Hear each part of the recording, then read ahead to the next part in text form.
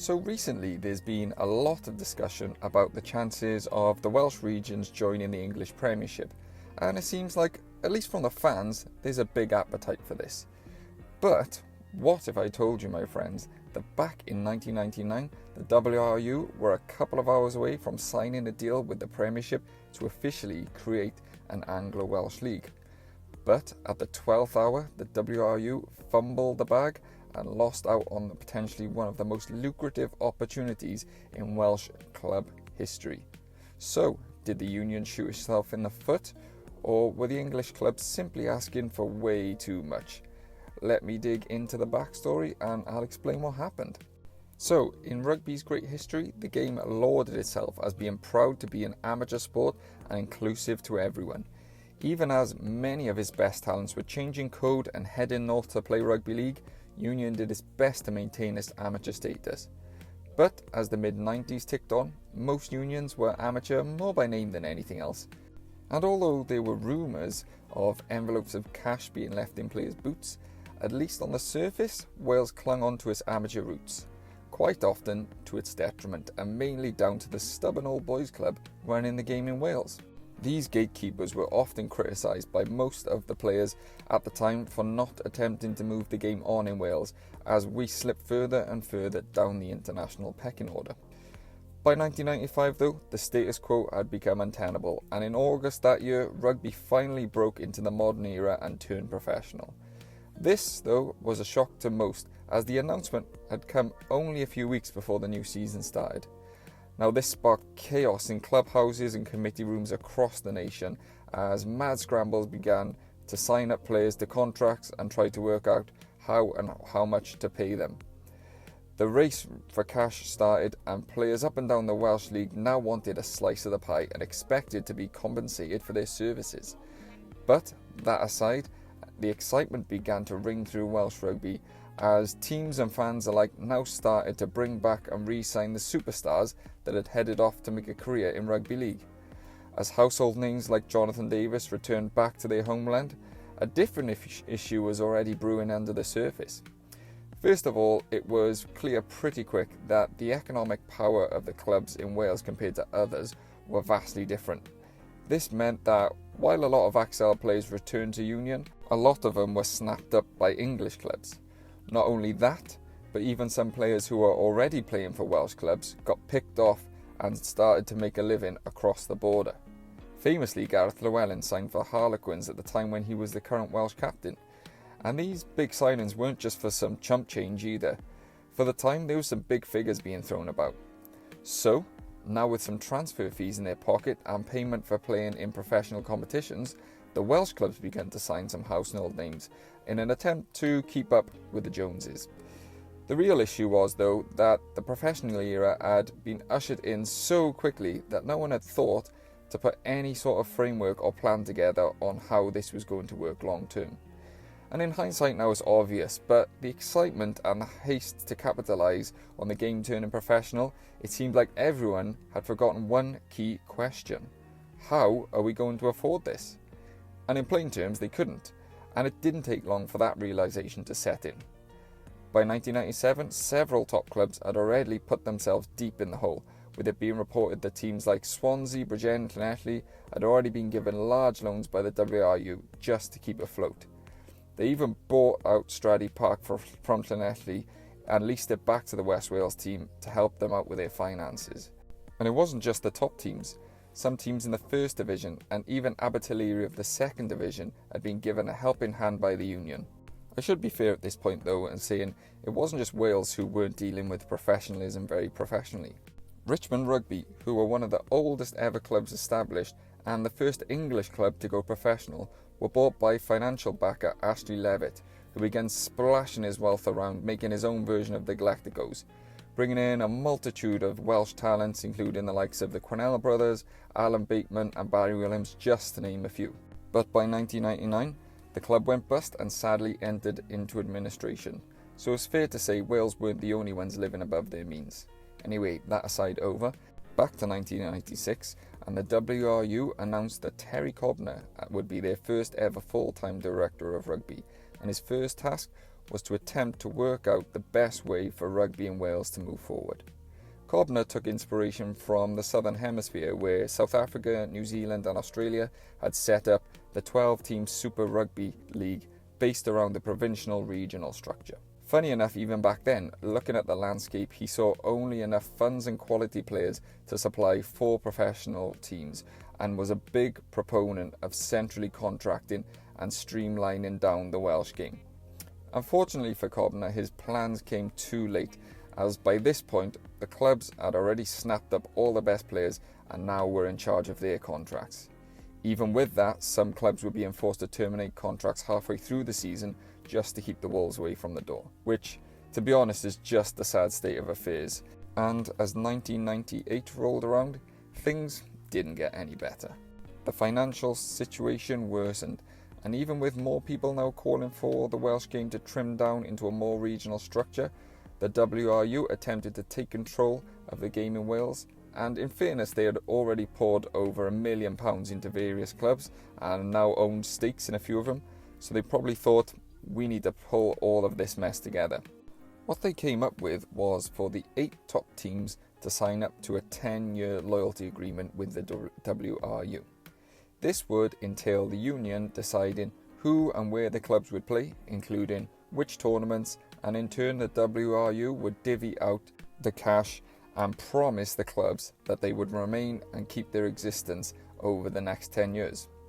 For some of the smaller clubs, this was a deal well worth signing, but for the larger clubs, they were not so happy. Clubs like Cardiff and Swansea had already had a slightly fractured relationship with the WRU, and the thought of them having the union's boot on their neck deciding where they would be playing and how they would be making their money didn't sound quite as appealing, so they refused to sign the agreement. The union then decided to play hardball and withheld the funding from the clubs, refusing to sign, and a Mexican standoff ensued. Important to mention that this was all going on at a time where nobody actually knew what the next 2 or 3 years in professional game was looking like, let alone 10 years into the future. So when the WRU put the proposal across to the clubs, they didn't even know whether they would be playing in the current Welsh Premier Division against each other, or in like a cross-border competition which was being rumoured at one point and was potentially featuring teams from England and Scotland. Also at this time, the future of the European Cup was in the air, as France and England were unhappy with the current way the competition was set up, which had historically swayed more towards the Welsh teams. So in a turnout for the books, Swansea and Cardiff could for once agree on something and stood their ground against the WRU. Important to note also that at this time the construction of the Millennium Stadium was going on in preparation for the 1999 World Cup. Now, anyone who has been in the stadium will of course be familiar with the one stand that only has 2 levels. That stand of course is built above Cardiff Arms Park, but this was originally meant to be a 3-level stand like the rest of the stadium. The issue was that Cardiff South Stand would have been redeveloped and the Millennium Stadium would be built above it. The other issue was the land was of course owned by Cardiff Athletic Club, and the fact that the new stadium would be towering over their ground gave them a legal precedent for compensation. This compensation was actually rumoured to be in the multi-millions, so while the Mexican standoff was in full flow, Welsh Rugby Union needed a favour from Cardiff, and Cardiff were well within their rights to receive millions of pounds in compensation from their governing body. Adding an extra layer of jeopardy and frustration, of course, on top of this was the fact that the development was going to make it hard for Cardiff to make money while their stand was not in use, being refurbished. So the whole thing was a complete mess, and it's hard to even explain every detail in this video.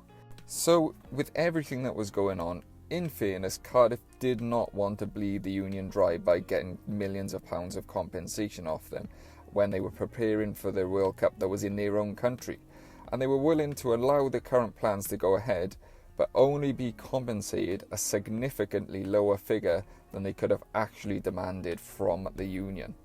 But of course, in true WRU style, they refused to pay Cardiff their compensation and instead completely redesigned the stand, costing the construction company in charge of the build absolutely millions of pounds in redesigns.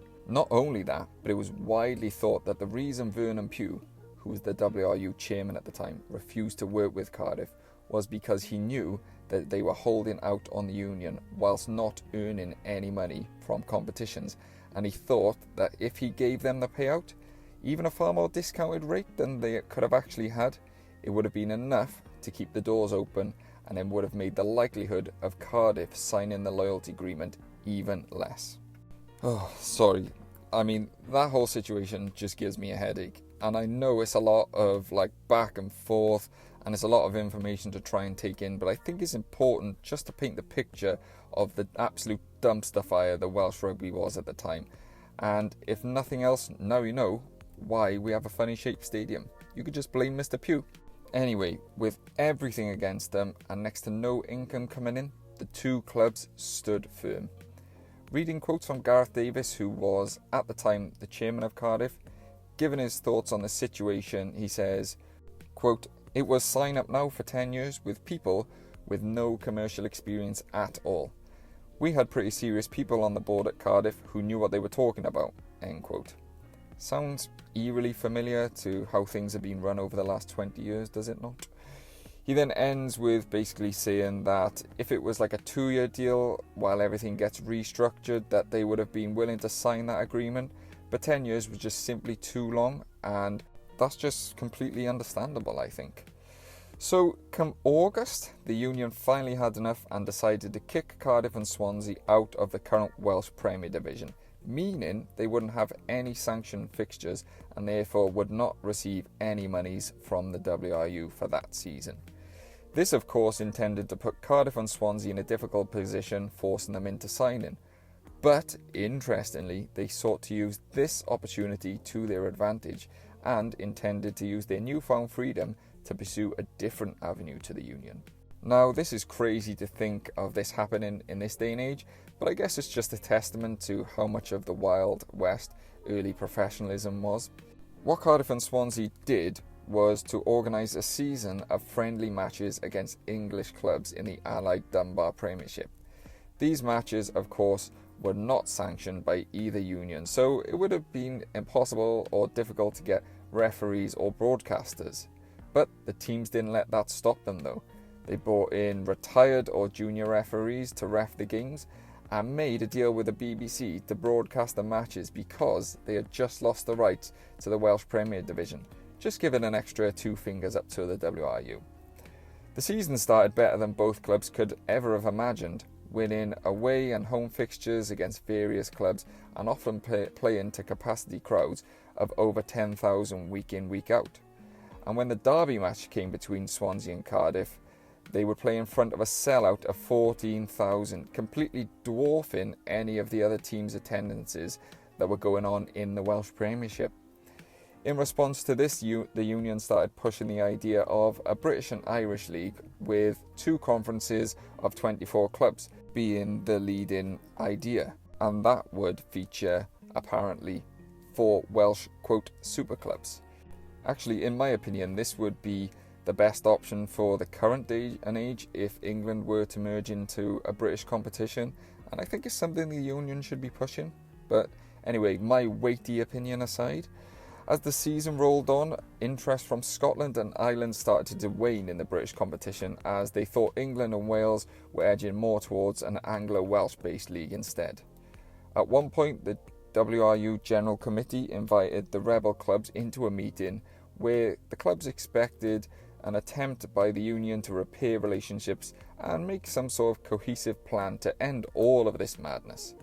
Cardiff actually came prepared with a presentation and a plan to set out their thoughts on how to move forward, but frustratingly, the WRU were not interested in making amends and just wanted to know the details of the television deal that the clubs had signed with the BBC. It's just actually mind-numbing. Both parties left the meeting without anything except bad blood. But by this point, everything had descended into chaos. The WRU started then issuing fines to Cardiff and Swansea, apparently amounting to roughly $250,000 between them. Also, the IRB withheld grants from the RFU for not doing enough to stop these rebel matches. The whole thing turned into one big blame game, and every party was just looking for the best outcome that suited themselves. Thankfully, eventually in January, the situation became bad enough that everyone decided they wanted to meet and agree for once and for all to hash out this plan for the Anglo-Welsh League and tried to make a plan to suit all parties.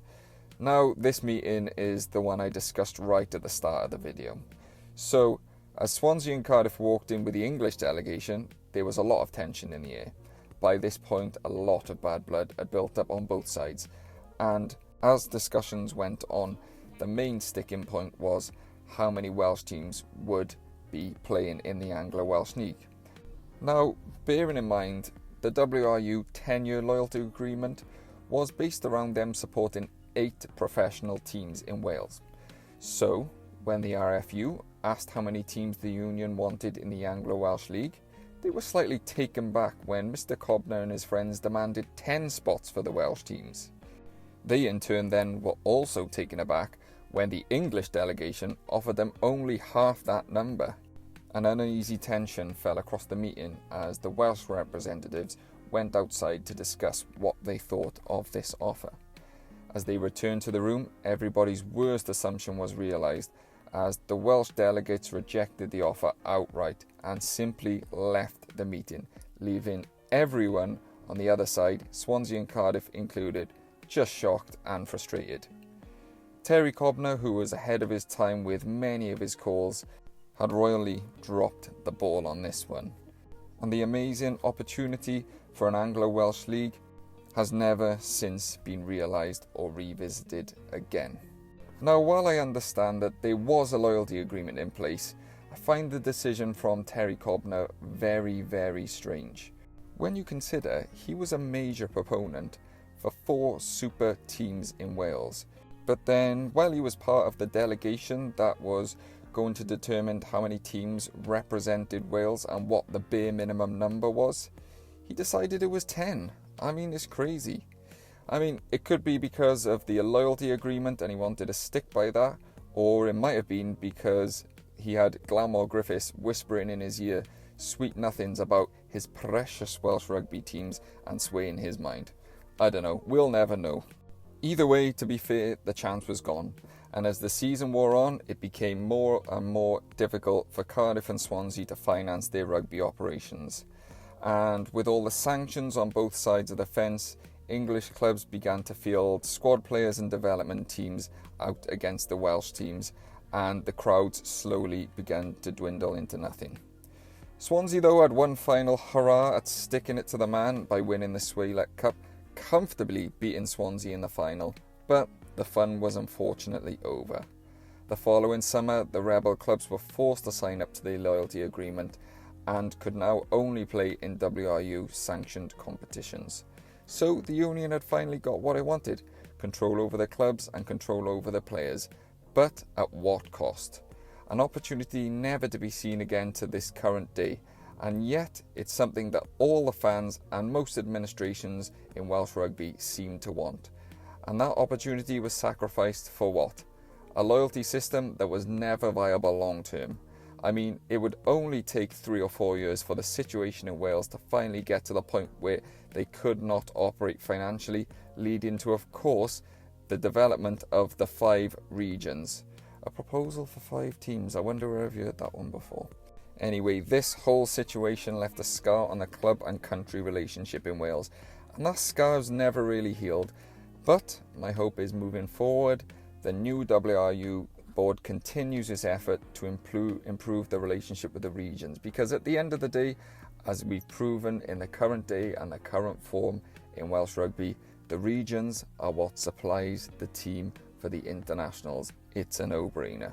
And in fairness, the rumblings will always go on for this Anglo-Welsh League, and actually even as little as a few weeks ago, I was actually sent an article by one of my subscribers, Mike. Thanks, Mike. And in this article, they were openly discussing with Richard Collier-Keywood the appetite for the Anglo-Welsh League situation, and he was actually quite open to the idea maybe a few years down the line. So you never know. While I'm hopeful, I won't hold my breath. But who knows, at some point in the not so distant future, the offer could come like the one we discussed in this video, and hopefully at that time we have the right people in the room and they make the right decisions for the future of the game in Wales. Thanks for watching.